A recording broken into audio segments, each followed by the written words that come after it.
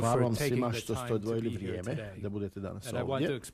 Želim izraziti zahvalnost u rukovodstvu Univerziteta u Sarajevu, studentima i Fakultetu političkih nauka, doktoru Škrijelju, doktoru Turčalu, te osoblju Univerziteta što su nas ugostili danas. Drago mi je iznimno što je s nama ambasador Michael Murphy, koji izvanredno zastupa interese SAD i građana BiH, dok nastojite osigurati bolji život u Bosni i Hercegovini kao zemlji koja je dio cjelovite i slobodne Europe. Moje iskustvo sa Bosnom i Hercegovinom počelo je u teškom trenutku istorije ove zemlje. U januaru 1992. Imenovan sam za pravnika u američkom State Departmentu, mladi pravnik koji je zadužen za zakone, kršenja zakona o ratu, zločinima protiv čovječnosti i genocidu. Kada je rat počeo u Bosni i Hercegovini u aprilu te godine, ja sam evidentirao zločine, sakupljao izjave svjedoka i dokaze i bio sam jedan od odvjetnika američkih koji je pomagao da se uspostavi međunarodni tribunal. Kada su SAD počele predvoditi mirovne pregovore, radio sam kao glavni pravnik pregovora koji su doveli do Vašingtonskog sporazuma za federaciju 1994. godine, a potom sam bio jedan od ključnih pravnika uključen u Dejtonski sporazum 1995. Poslije sam bio predsjednički izaslanik predsjednika Clintona, bio sam ovdje na njegovoj prvoj posjeti zemlji nakon rata. I volim se vraćati u zemlji, vidjeti napredak i energiju koja je vidljiva u gradu i iskreno u cijeloj zemlji. Danas želim govoriti kao stari prijatelj zemlje, cijele zemlje, o jednoj šansi za Bosnu i Hercegovinu, o ozbiljnoj prijetnji koja dolazi iz zemlje, a onda želim predložiti pravac djelovanja. Ono što mene brine je jednostavno. BiH rizikuje da propusti naredni voz ka Evropi zbog ličnih interesa određenih političkih lidera u zemlji. Pred njom je rizik podjele izvazan secesionističkom prijetnjama i retorikom iz Republike Srpske. Evo šanse. SAD su uvijek željele integraciju Bosne i Hercegovine u euroatlantske institucije i euroatlantsku budućnost. Istina je da je postignut značajan napredak u samoj obnovi zemlje, te da su države iz regiona koje su ušle u Evropsku uniju i NATO, ali postoji mnogo posla koje je ostalo nedovršeno ovdje i dolazimo do ključnog trenutka. Evropska unija najavila namjeru da otvori pristupne pregovore za 9 zemalja. Kao što je predsjednica von der Leyen kazala prošle sedmice za vrijeme posjete, mart je ključan za BiH jer će tada Vijeće Europe odlučivati da li je BiH spremna za naredni korak. A to je da sama počne svoje pregovore o pristupu. SAD u potpunosti podržavaju integraciju BiH u sve euroatlantske institucije, uključujući Evropsku uniju. Mogućnost napretka u pregovorima o proširenju sa Ukrajinom i Moldavijom daje zamah koji nismo vidjeli od posljednjeg značajnijeg proširenja Evropske unije prije gotovo 20 godina. Mislim da je trenutak da se iskoristi ova šansa ili da se izgubi još jedna šansa. Međutim, jedno od pitanja je da proces proširenja proći će godine prije nego što zemlja prilagodi svoje procese sa evropskim procesima i da u potpunosti iskoristi prednosti evropske integracije. Zato je Evropska unija predložila jedan međukorak, a to je plan rasta samo za Zapadni Balkan. On je jednostavan i bit će uskoro dostupan. U zamjenu za reforme, Evropska unija će omogućiti građanima BiH pristup dijelovima jedinstvenog tržišta. Čak će i osigurati određena sredstva da se pomogne skoro milijardu eura za samo BiH pod pretpostavku da se taj program podrži i usvoji od strane relevantnih institucija. Ali čekajući to, prošle sedmice predstavnici ostalih 5 država sa Zapadnog Balkana sastali se u Skopju. BiH je dijelom učestvovala preko videolinka i dogovorili su sa Evropskom unijom SAD da će ove godine napraviti dvije jednostavne reforme koji će odmah donijeti koristi. Jedna je da se smanji troškovi prenosa sredstava u i van zemlje, dakle jedinstvena evropska platna područja, a drugi je da se proširi, da se smanji vrijeme koliko kamioni provode na granicama, dakle zeleni koridori. To će odmah običnim građanima donijeti prednosti i kompanijama. Ako se usvoji ove godine, kao što su ostali lideri to obećali, ja se nadam da će BiH postati dio ove inicijative, jer svima će odmah uštediti novac i omogućiti da firme rade preko granica, povećat će investicije i stvariti stvarne šanse da ljudi koji ostanu ovdje. Zašto je to bitno da te stvari se brzo ostvare? Jer Bosna i Hercegovina rizikuje da doživi neuspjeh. Prema određenim podacima, 47% vaše populacije ne živi ovdje u Bosni i Hercegovini. Nema veće osude političkog rukovodstva od te činjenice. Druge statistike iste priče pričaju. Prema catch-up indeksu, BDP po glavi stanovnika u BiH iznosi svega 1/3 prosjeka u Evropskoj uniji, a u protekloj deceniji je bilo jako malo napretka po tom pitanju. Pored toga, BiH privlači najmanji procenat direktnih stranih investicija u odnosu na svoj BDP od svih zemalja Zapadnog Balkana. Procenat, ne moramo govoriti, je otprilike 30% procenat nezaposlenosti. Dakle, više i više je statistika po tom pitanju, ali vi ovdje živite, vi znate da je to istina. Prilika koju pruža Evropska unija u planu rasta i pristupu može sve to promijeniti. Ali da bi se to desilo, Bosna i Hercegovina mora prevazići svoje sadašnje izazove. I tu želim govoriti o prijetnju koju vidim da dolazi iz zemlje. Nijedna prijetnja nije veća od eskalacije retorike od nekih lidera, posebno priči o secesiji. Počet ću sa jednostavnom premisom. SAD čvrsto podržavaju suverenitet, teritorijalni integritet i multietnički karakter Bosne i Hercegovine. Svi pozivi na stvaranje novih promjenu granica ili stvaranje novih internih granica ili da se potpiruje ili slavi etničko i nacionalističko nasilje i poštivanje ključnih institucija poput Ustavnog suda, ta djelovanja su antidejtonska, neustavna i opasna su. SAD će odgovoriti antidejtonsko i neustavno djelovanje i nećemo dozvoliti da maligni akteri dijele državu ili da odgađaju ulazak Bosne i Hercegovine u evropske institucije. Pazite, ovo nije ništa lično. Dolazim u BiH skoro 30 godina, posjećujem ovu zemlju, radim sa BiH liderima, radio sam za vrijeme rata i znam ih mnogo i generacije sam ih upoznao. Ovdje se radi o interesu obje naše zemlje. Neki lideri misle da što su lični napadi na međunarodne zajednice i da su važni ako se njihovo ime izgovaraju međunarodne zajednice. Dakle, ovdje ću govoriti o ponašanju. Suludo je govoriti o imenima. Govorit ću o ponašanju. Mislim da ćete znati o kome govorim. Pomenut ću imena zbog vremena na vrijeme da zaštitim nevine, a ne da identificiram one koji su važni. Ali ponašanje ono na što ćemo reagovati.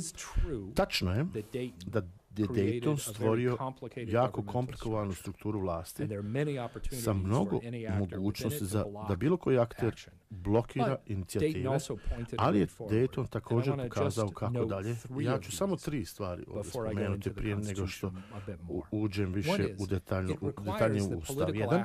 On predviđa da zajednički politički akteri zajednički rješavaju nesuglasice kroz Daytonski sistem, ne van njega ili prijetnjom da se napusti taj proces. Moraju doći na posao i raditi svoj posao prije nego što kažu da neko ih drugi u tome sprečava. 2. Jasno je da je budućnost Bosne i Hercegovine u Europi. To je jasno u Daytonu i da će država i državne institucije evoluirati koliko je potrebno da bi se to desilo. Nakon potpisivanja Daytona počeo je proces izgradnje države, dakle, koji je vremenom rezultirao pravnim reformama državne strukture i BiH i uvijek je bio i ostaje dio Daytona. To Dayton znači, dakle, država će evoluirati kako bude neophodno da provodi svoje odgovornosti kao članica Europe i to očekujemo da se desi. Treće, u Ustavu se također opetovano navodi da će svi zvaničnici institucije u BiH da će se pridržavati evropskih standarda i međunarodnog zakona u sklopu svojih službenih dužnosti. Dakle, svako odstupanje od tih koraka također će dovesti do određenog odgovora s naše strane. To je struktura i tkiva u Daytonskog ustava. I svaki zvaničnik koji sugerira da postoji neki drugi zakonski osnov odstupa od Daytona. Ja to znam. Ja sam bio u Daytonu. Ja sam bio jedan od dva pravnika koji je radio na Daytonskom ustavu sa međunarodne strane u saradnji sa stranama kako bi došli do toga. Iskreno, uglavnom većina principa vladavine su principi na kojima sam ja radio. Dakle, da je meni je jako bolno za mene kao pravnika kada čujem netačne i glupe argumente koje iznose neodgovorni političari i veoma skupi advokati koji plaćaju vašim novcem. Ti argumenti bi zemlju odvukli u prošlost ne samo ka inicijalnom miru, nego ratu koji mu je prethodio. Dakle, zamolit ću vas da se strpite dok prođem kroz neke ključne dijelove Daytonska ustava. Znam se da ima ovdje nekih studenata prava. Samo ćete vi i ja uživati u narednom dijelu mog govora. Dakle, nekoliko ću spomenuti, 5 ili 6. Prvo, Ustav potvrđuje da Bosna i Hercegovina jedna zemlja bez prava na ucijepljenje ili podjelu. Član 1, stav 1, u stvari, gdje stvari počinju, kalasi Republika Bosna i Hercegovina, to je bilo ime zemlje prije Daytona, Republika Bosna i Hercegovina, čije zvanično ime od sada Bosna i Hercegovina, nastavlja svoje pravno postojanje sa unutrašnjom strukturom modificiranom ovim ustavom. Šta to znači dalje? Znam da imamo republiku, nastavlja se kao Bosna i Hercegovina. To je međunarodni subjektivitet. Unutar revidirane strukture se pojavljaju u stavu 3 i spominju se dva entiteta Federacije Republika Srpska. Dakle, Bosna i Hercegovina nije bila, niti je unija ili konfederacija dvije države. Entiteti su podčinjeni državi Bosne i Hercegovine. I da budem kristalno jasan, Republika Srpska nije država prema međunarodnom zakonu, nije nikad bila i nema atribute državnosti. Vrlo jednostavno sve. Pored toga, postoje određene implikacije. Pošto nastavlja pravno postojanje države koja je prethodila, BiH je zadržala svoju ulogu u svim međunarodnim organizacijama i sporazumima. Također je potpisala nove sporazume. 2001. Bosna i Hercegovina je potpisala sporazum o pitanjima sukcesije bivše socijalističke federalne republike Jugoslavije, kojeg je ratifikovala parlamentarna skupština BiH i državnu imovinu pripisala Bosni i Hercegovini na državnom nivou, ne entitetu. Postoji način da politički lideri razgovaraju o promjeni toga, a to je kroz institucije, ali ne mogu reći da državna imovina je pripisana bilo gdje drugo sem državi Bosni i Hercegovine. Još jedna stvar koju često čujem se tiče međuentitetske linije razgraničenja. Dakle, Ustav također jasno navodi da se u BiH mora osigurati neometano kretanje ljudi, dobara, usluga i kapitala. Dakle, 4 slobode Evropske unije, član 1 stav 4 glasi. I opet početak dokumenta, to je osnova, kaže, nijedan entitet neće uspostaviti nikakvu kontrolu na granici između entiteta.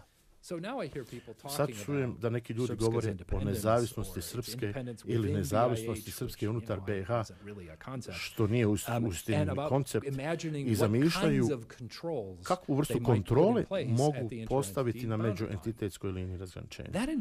To je izmišljeni izvorni Dayton koji obećava povratak na blokade, na putevima uznemiravanja i barikade koje smo gledali u ratu i koje su zaustavljene riječima sadržani u stvarnom Daytonu.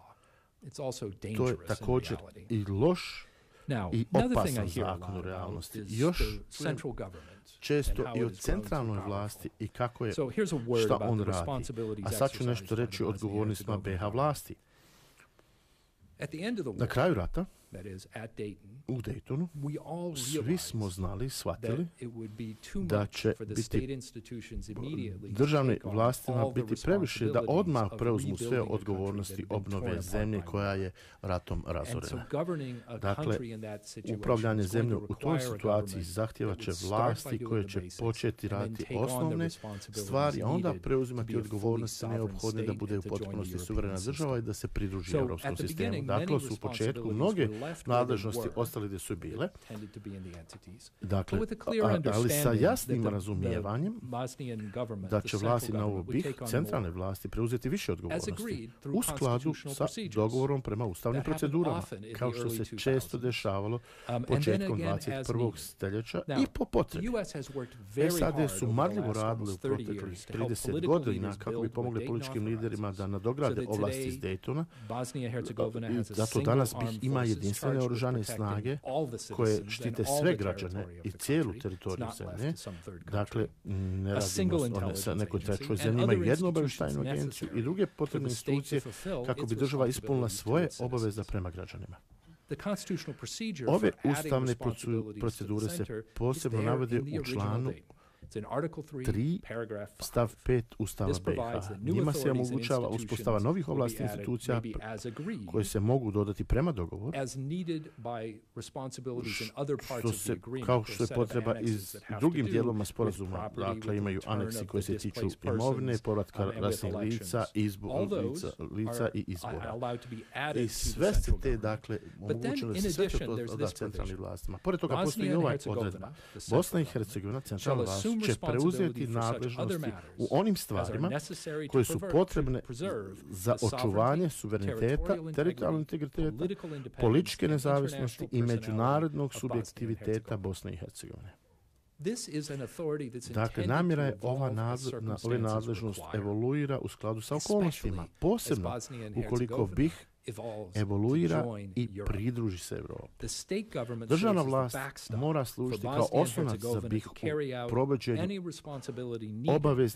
obaveza neophodnih kako bi se proveo plan rasta za Zapadni Balkan i proces pristupanja Europskoj uniji. Svi koji žele da spriječe funkcionalnost ovih državnih institucija ili da onesposobe državnu vlast da provodi reforme neophodne za realizaciju puta ka Evropi, čini BiH manje slobodnom, manje prosperitetnom i manje evropskom. Ono što sam rekao je pitanje s kojim se mogu ne slagati neki pravnici, ali mislim da Ustav Bosne i Hercegovine ima odgovor na bilo kakve nesuglasice i sporove o tome šta se treba uraditi u skladu sa Ustavom. Neka sud odluči. Član 6, pa stav 3b kaže, Ustavni sud također ima apelacijsku nadležnost u pitanjima koja su sadržana u ovom Ustavu kada se one postanu predmet spora zbog presude bilo kojeg drugog suda u Bosni i Hercegovini. Dakle, to možemo na nekoliko načina objasniti, ali to je jednostavno jezik. Ustavni sud je vrhovna institucija koja donosi konačne odluke o svim pravnim pitanjima koja se odnose na Ustav Bosne i Hercegovine. Nije bitno da li je inicijalnu presudu donio sud u Federaciji, Republici Srpskoj ili nekoj općini. Bilo gdje na teritoriji koja se tiče Ustava BiH. Razumijem da ljudi ne vole gubiti u sudovima, ali to je slučaj u mojoj zemlji, ali poštivanje tih presuda je dio života u demokratskoj državi koja poštuje vladavinu prava. Dakle, kad ljudi gube, počinju napadati sudije, naročito sudije u Bosni i Hercegovini, to znači napad na strane sudije koji sjede u Ustavnom sudu. Ali njihovo prisustvo također je dio Daytona. Tu je u članu 6 stav 1b, koji omogućuje imenovanje nekoliko sudija od strane Evropskog suda za ljudska prava. To ima smisla tada i sada. Ustav također kaže da svi sudovi u Bosni i Hercegovini treba da primjenjuju Evropski zakon o ljudskim pravima. Znači, o čemu ovdje debatiramo jeste da li sudije koje poznaju taj zakon će biti uključene u rješavanje slučajeva prije ili kasnije. Znači, radi se samo o vremenskom faktoru. Moje lično mišljenje da su ljudska prava, ustavna prava jako bitna, tako da bih više volio da imamo ove sudje koji su znalci, nego one koji nisu. Nema nikakve sumnje da Bosna i Hercegovina imala koristi od učešća i prisustva stranih sudija u Ustavnom sudu i mi ne podržavamo njihov odlazak. Moguće je naravno dok Bosna i Hercegovina bude bila bliže pridruživanju Evropskoj uniji donese se odluka da nisu potrebne više strane sudije u Ustavnom sudu, ali taj dan još nije došao. Svjestan sam da mnogi ljudi upiru prstom u nedostatke Dejtonskog ustava kao izvor problema Bosne i Hercegovine danas. Znam da Dejtonski ustav nije savršen. On je bio dio sveobuhvatnog dogovora koji je zaustavio rat i do danas je taj rat i dalje zaustavljen za razliku od bilo kojeg drugog sukoba koji je uzgoj isto vrijeme. Ovo je prilično sjajno postignuće i lako je kritičarima zaboraviti na to. Ali također ne smijemo zaboraviti da je Dayton omogućio razvoj za državne vlasti, jer odmah nakon Daytona došlo je do značajnog napretka obnove, izgradnje državnih institucija i usvajanja puta ka integraciji u evroatlantske institucije. Dayton nije problem. Problem su lideri koji žele udaljiti zemlju od te šanse. A sada ću poduzeti jedan konačan korak u vezi sa Dejtonskim ustavom. Postoje neke pogrešne tvrdnje u vezi sa visokim predstavnikom. Dayton uključuje aneks 10 u kojem strane u sporazumu koje uključuju sve susjede Bosne i Hercegovine traže imenovanje visokog predstavnika koji bi imao krajnje ovlasti za tumačenje ovog sporazuma u vezi sa civilnom provedbom mirovnog rješenja. Ovaj jezik, ovaj tekst obuhvata sve odluke koje imaju veze sa upravnim vlastima, sa vlastima u Bosni i Hercegovini. Postoji lagan način da se to čita na originalnom dejtonskom jeziku. Ova odredba odražava upravo ovlasti vojnog zapovjednika u aneksu 8. I kad pogledate koliko idu daleko ove ovlasti, vidi se tačno koliko i šta treba visoki predstavnik. Ove ovlasti uključuju i bonske ovlasti. Visoki predstavnik treba da koristi ove ovlasti kada je neophodno. Njega, nažalost, sve su do sada to bili muškarci.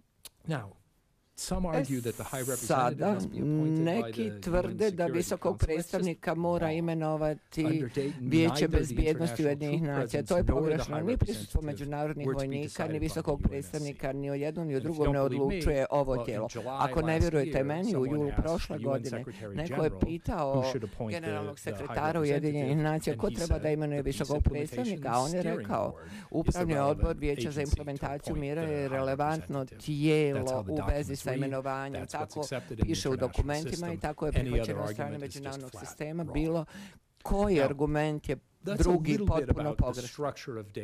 To je o strukturi Daytona i kako on ovlašćuje nastojanja da Bosna i Hercegovina ide ka Evropi. Zašto ljudi to dovode u pitanje? Mislim da je to zbog toga da pod svim ovim lošim tvrdnjama jeste nastojanje da neki ostanu na vlasti bez obzira šta plaćaju građani ove zemlje. Vidjeli smo to i 1990-ih, to su radili Karadžić, Krajišnik, Koljević i ostali. Sjedinjene Američke Države to neće dozvoliti. I ponovit ću ono što ambasador Murphy rekao i što je rečeno već prije. Sjedinjene Američke Države su u potpunosti posvećene teritorijalnom integritetu, političkoj neovisnosti, suverenitetu i multietničkom karakteru Bosne i Hercegovine. Dakle, politički lideri trebalo bi da pomažu pomirenje i postizanje kompromisa. To se odnosi ono kad kažemo lokalni dogovori. I u Bosni i Hercegovini donesu ekonomski prosperitet koji građani ove zemlje želje i zaslužuju. Umjesto toga, nacionalistički političari prijete secesijom i ne rade na tome. Zašto to rade? Studija za studijom pokazuje da bosansko-hercegovačka ekonomija se guši pod teretom političke nestabilnosti. Nije teško primijetiti da dok se velika većina građana bori da sastavi kraj s krajem, neki politički lideri i njihove porodice se svakodnevno sve više bogate. A odakle im novac? Dolazi od vas. I tu počnete gledati u strukturu ekonomike i kako ona utiče na politiku, naročito na izbore nekih lidera danas. Bosna i Hercegovina prikuplja prihode koji su među najvećima prema učešću u BDP-u u svijetu. Time se ne finansiraju kvalitetne javne usluge. Novac nastaje u privatnim džepovima ili se koristi za finansiranje velikih mreža političke podrške. Javni sektor obezbjeđuje 44% svih formalnih radnih mjesta u BiH, što predstavlja jedno od najvećih brojki u Evropi. U Republici Srpskoj, vjerujem, možda je taj broj i 50% veći. Šta to znači? Oni koji su uposleni u javnom sektoru ili zavise od javnog sektora za ugovore, postaju dužnici političkih lidera i političkih stranaka. A rezultat je da obični građani Bosne i Hercegovine se nađu u situaciji u kojoj su njihova politička i ekonomska sloboda ograničene, gdje odluke donose politički lideri koji jednostavno nastoje održavati sistem koji njima omogućava, ide njima u korist, umjesto da donesu promjene koje su potrebne, koje bi pomogle ljudima za koje tvrde da ih predstavljaju da napreduju. Uzmimo nekoliko primjera. Supruga predsjednika SAD-a nedavno je smijenjena sa pozicije direktorice Univerzitetskog kliničkog centra u Sarajevu. Nadam se da sam ipak dobar gost zato što smo sad na univerzitetu u Sarajevu. Tokom njenog mandata doktori su bili izloženi pritisku da podrže SDA ili odu sa rukovodećih pozicija. To je bila agenda fokusirana na politiku, a ne na pacijente. SDA je bila i u zloglašenom slučaju s respirator. I to je privuklo globalnu pažnju jer je to bilo u vrijeme korone. Lideri SDA eksploatisali su i BH Telekom za ostvarivanje lične dobiti i jačanje sopstvenih mreža podrške. U energetskom sektoru vidimo da lider HDZ-a BH Dragan Čović blokira južnu interkonekciju gasovod prirodnog gasa prema Hrvatskoj. On bi da zamijeni operatera sistema prenosa, što je etablirana kompanija u vlasništvu federacije, koja ima tehničku ekspertizu, resurse i projektnu dokumentaciju za izradu projekta. On bi da je zamijeni trenutno nepostojećom kompanijom koja ne postoji zaista, koja bi bila pod njegovom kontrolom i za njegovu političku i finansijsku korist. To je cinizam i protiv je javnog interesa. U mom uredu imam veliku fotografiju Starog mosta u Mostaru. Nju je napravio ambasador Murphy, on je sjajan fotograf, ali držim je tamo da me podsjeti na činjenicu da dok neke stvari jesu popravljene, grad ostaje podijeljen, zaglavljen u podijeljenoj prošlosti. Lider koji je istinski posvećen evropskoj perspektivi BiH poduzimao bi korake da zacijeli rane iz prošlosti i promovira pomirenje. Dragan Čović se tako ne ponaša. A jedna od posljedica je da mladi ljudi odlaze iz Hercegovine tražeći bolje šanse. drugdje i to je na štetu svih. Naravno, Milorad Dodik i njegov SNSD godinama već usmjeravaju ugovore prema članovima njegove porodice i prijatelja. Brojne su optužbe o nedoličnom ponašanju u raznim granama industrije u Republici Srpskoj, od nekonkurentnih ugovora koji su na sumnjiv način dodijeljeni kompanijama pod njegovom kontrolom i njegove porodice. Vrlo talentirana kompanija čini se da stalno dobiva ugovore, do sankcionisanog medija gospodina Dodika ATV. Kada je stupio na poziciju, gospodin Dodik sam je sebi dodijelio sredstva u iznosu od 56,5 miliona, znači maraka za ured predsjednika Republike Srpske, što je više od 400% povećanje koju je njegov prethodnik imao u prethodnoj godini. U isto vrijeme, i ovo je vrlo zabrinjavajuće, gospodin Dodik traži izvan institucija vlasti Bosne i Hercegovine dodatna sredstva da finansira aktivnosti u Republici Srpskoj. Nakon mjeseci očajničkih pokušaja da osigura sredstva iz izvora kao što su Rusija, Mađarska i Narodna Republika Kina, gospodin Dodik prošle godine izvršio je pritisak na lokalne banke da pruže novčanu podršku izdavanjem domaćih obveznica i da tako dobije monetarnu podršku. One su visoko kamatne, neodržive iznosi. I sad, da kažem, glasači u Republici Srpskoj i u Bosni i Hercegovini u stvari imaju pravo znati taj ključni dio i taj ključni uslov koji se na njih odnosi. Koliko duguju, na što će se sredstva potrošiti, na što će se potrošiti i kako će se vraćati ta sredstva. Koja je to kolaterala? Kakav je plan? Ništa od toga nije poznat. To je izvan normalnog upravljanja. To je jednostavno način na koji on jača svoju poziciju. Američke sankcije nisu fokusirane samo na antidejtonsko ponašanje, nego političare, članove porodica i kolege koji se bogate od tih pozicija. Žao mi je da kažem da očekujemo da će biti više toga. A mi ćemo reagovati kada su sigurnost i stabilnost BiH ugrožene, kad postoji rizik opstrukcije provođenja Dejtonskog mirovnog sporazuma ili vjerodostojni dokazi o korupciji.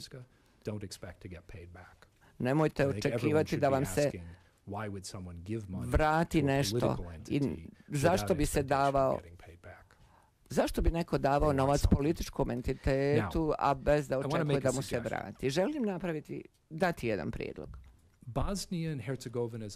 Sposobnost Bosne i Hercegovine da omogući 4 oblika slobode koje postoje u Europskoj uniji, slobodu ljudi, roba, usluga i kapitala, treba povećati. Idealno, to bi se moglo uraditi sporazumom između lokalnih političara. Ali to znači donošenje mjera kojima bi se zaustavilo međusobno favoriziranje koje je više tipično za ondašnju politiku, kao nedavni sporazum iz Laktaša, tako nazvan, nije tehnički sporazum, ali tako ga zovu. Treba odustati od raznih vrsta veta koje su smetnja funkcioniranja. Evropska unija spremna je obezbijediti sredstva za Bosnu i Hercegovinu. Gospodin Dodik to blokira. To usporava integraciju Bosne i Hercegovine u Evropu i jednostavno lišava 100 miliona eura gubi ih koje bi građani mogli dobiti. Treba okončati traženje novca izvan sistema, naročito pod netransparentnim uslovima. Treba okončati prijetnje teritorijalnom integritetu Bosne i Hercegovine. To neće biti lako. To će značiti prihvatanje postepenih promjena, korak po korak. Shvatanje da ne možemo dozvoliti da savršeno bude neprijatelj dobroga. Treba izvući najviše od onoga što je moguće. I idealno bi bilo kad bi se domaći političari mogli oko ovog pristupa dogovoriti. Umjesto da koriste prednosti koje imaju ili su imali prije. Ali zaista treba što prije djelovati, vrijeme brzo prolazi. Onda me to vraća na sadašnje šanse za Bosnu i Hercegovinu. Odluke koje su donijeli šefovi država članica NATO na madridskom samitu daju Bosni i Hercegovini šansu da gradi puno čvršći odnos sa NATO savezom. Mi bismo podržali članstvo kad BiH bude spremna. A ponuda Evropska unija je realna. Pristup jedinstvenom tržištu može jednostavno značiti trenutnu ekonomsku dobit. Zemlje koje su ušle na jedinstveno tržište u ovom stoljeću vidjeli su utrostručen prihod otkako su ušle. Konačno BiH, nadamo se, će se kvalificirati i ući u Evropsku uniju i dobiti pristup podršci koju Evropska unija daje svojim članicama. Koliko to vrijedi? Evo recimo iz jedne druge zemlje, po jednom mjerenju, prosječan iznos koji Evropska unija troši na građane u Južnoj Evropi je oko 4.000 eura po glavi stanovnika na zapadnom Balkanu, na prosjek je 123 eura. Bilo bi divno kad bismo zajedno išli ovim putem reforme. Od 1995. SAD investirali su ogroman ljudski i novčani kapital u Bosnu i Hercegovinu, da ojačaju njene institucije i odbrane od bilo kojih aktera, unutarnjih i vanjskih, koji bi željeli da je podijele ili unište. Možete računati na Sjedinjene Američke Države da će i dalje biti opredjeljene za naše partnerstvo sa Bosnom i Hercegovinom. Prije no što završim, želim naglasiti još nešto. O tome koliko smo sretni što je ambasador Michael Murphy, ambasador koji je na čelu Američke ambasade u Sarajevu. On je neumoran, poznaje jako ovu zemlju i posvećen je jačanju stabilnosti i sigurnosti zemlje i njenom napredovanju na euroatlantskom putu. On svaki dan pokazuje kolika je posvećenost SAD i Bosni i Hercegovini. Sa svoje pozicije vidim da on radi sjajan posao u promociji politike SAD i podršci BiH, dok zemlja nastoji prevazići neke od najvećih problema s kojima se suočava od rata 1992-1995. Sjedinjene Američke Države posvećene su Bosni i Hercegovini. Treba se okupiti oko kompromisa, odbiti korupciju i okončati etnonacionalizam. Treba da rade u korist građana ove zemlje. Ništa od ovoga nije lako niti brzo se može uraditi, ali zaista vjerujem da BiH može svim svojim građanima ponuditi bolji, sigurniji i prosperetniji život ako svi budemo radili na tome. Hvala vam za pažnju.